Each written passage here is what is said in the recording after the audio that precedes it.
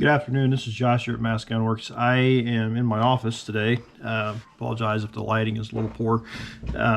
I was working on a shotgun. It's a double barrel, beautiful German-made JP Sauer and Sohn.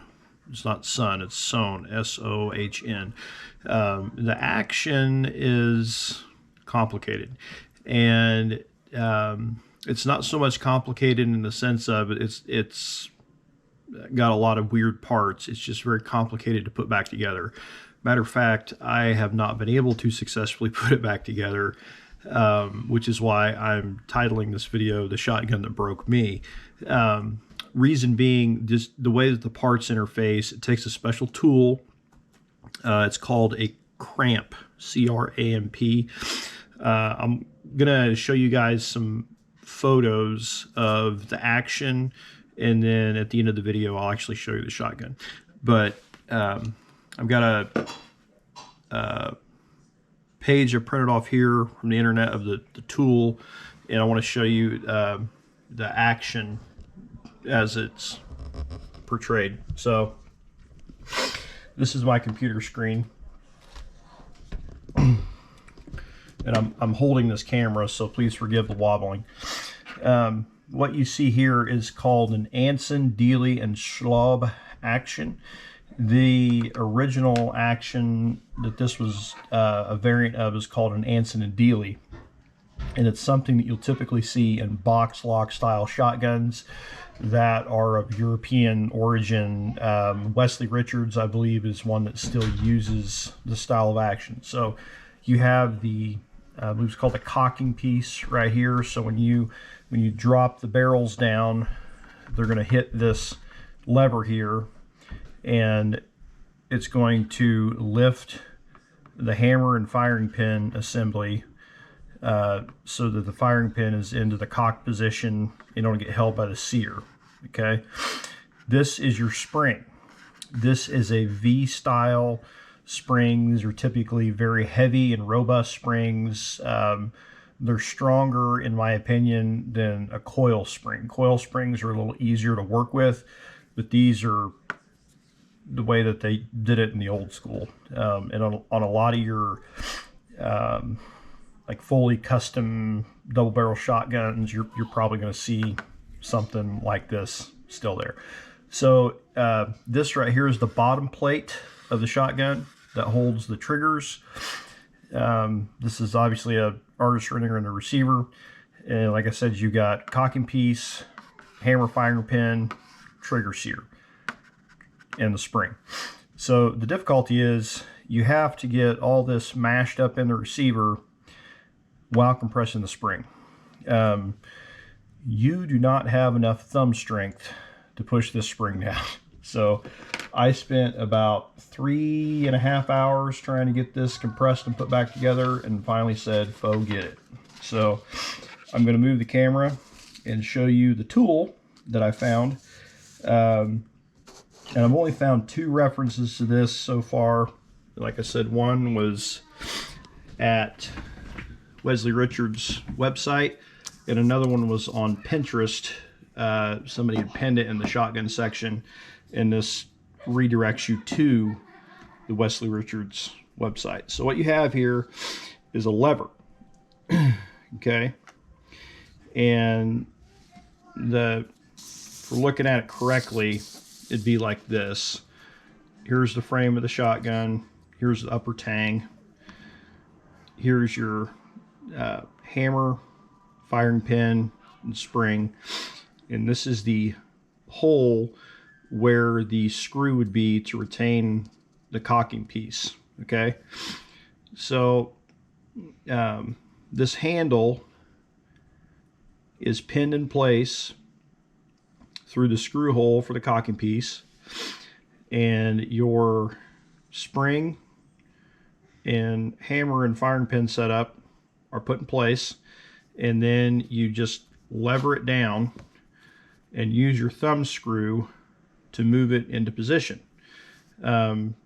It looks pretty simple to make. So my adventure sometime this year is going to be to manufacture one of these, because if I ever have to take one of these guns apart again, I want to be able to completely reassemble it for the customer. With this shotgun, I was pretty fortunate because the customer wanted it refurbished as a wall hanger. I informed him several times that this shotgun was completely serviceable, safe to shoot. It was in very good condition, other than some rust on the outer surface of the barrels. So we did a conservation,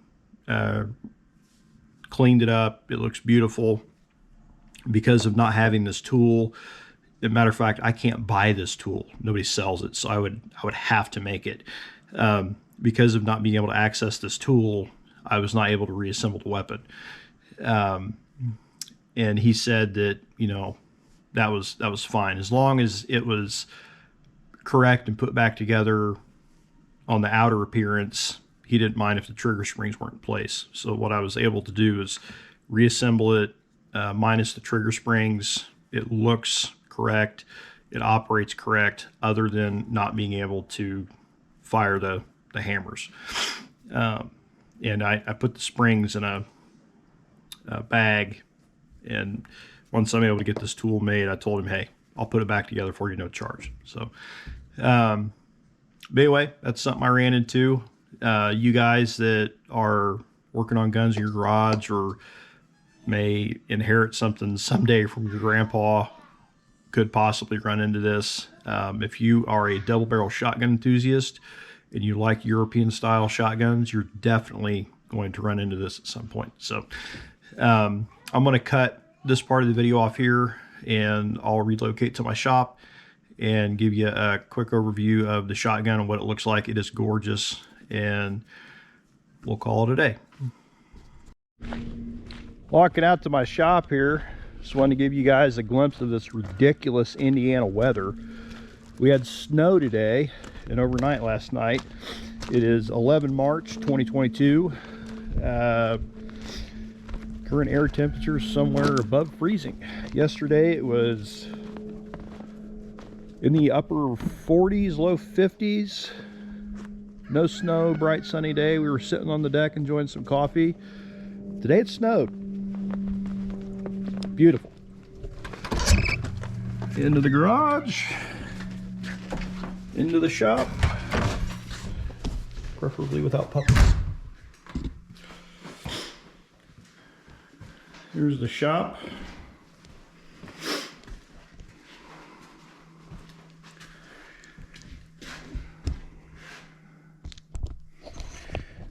Okay.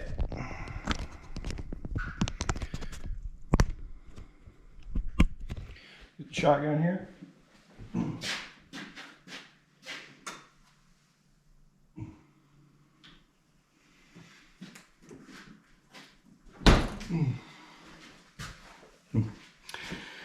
As stated, this is a JP Sauer and Sohn. I'm going to do some close-ups here because the engraving on this is just immaculate.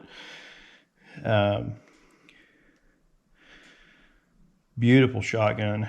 It's got these studs. They don't operate properly anymore, and I'm not real sure why. But they're, I believe they're supposed to pop out to show that there's a loaded chamber. Gorgeous shotgun. Barrel's cleaned up great. There's a little bit of pitting, but we did a conservation. So when I do conservation, I learned this technique from a gentleman named Mark Novak. He's got a channel called Anvil. But you take and use a brush and remove any large rust or dirt particles on the butt here. I don't know if you can see it, but it says made in Germany. And then you boil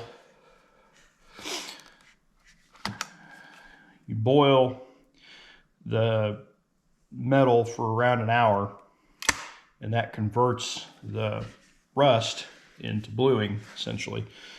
red oxide and black oxide, and you can cart it off with a carting wheel. And it just looks gorgeous. But this shotgun is extremely tight. I mean, there's no wiggle wobble whatsoever.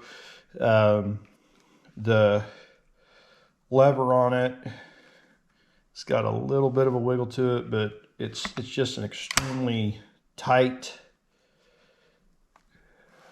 shotgun. I really got to push that lever over to get it out of the way.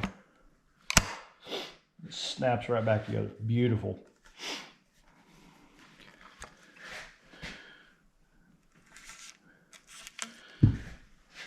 Took the springs and put them in a bag.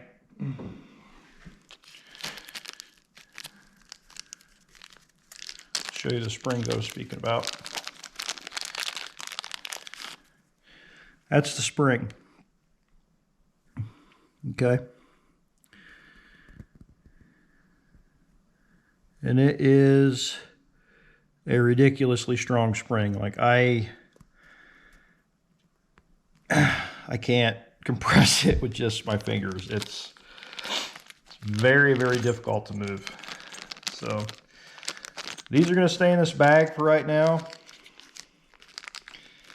And when he's ready to actually, you know, take it off the wall and shoot it, which he may not be, that's his option, then I will gladly replace these springs after I get that special tool made. So